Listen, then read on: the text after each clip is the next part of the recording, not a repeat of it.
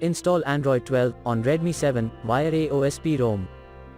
Please check the description for important notes and all the download links. First download ROM and GApps packages, then transfer the downloaded files to the phone storage, link is in the description below. Step 2. Boot your device into TWRP recovery. Once in TWRP, click on Wipe, Advanced Wipe, and select the check boxes, as shown in the image, excluding internal storage. Step 4. Swipe the button to wipe the device. Step 5. Go back to the recovery main screen, and tap on the Install button. Step 6. Navigate to the storage, and select the ROM zip file. Step 7. Finally, swipe the button on the screen, to install ROM file. Step 8.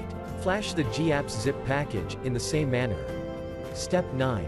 After GApps flashing completes, select Wipe Cache and Dalvik from bottom left side of screen, and swipe to wipe. Step 10. When the flashing process is complete, hit Reboot System. That's it, you have successfully installed the ROM on your device.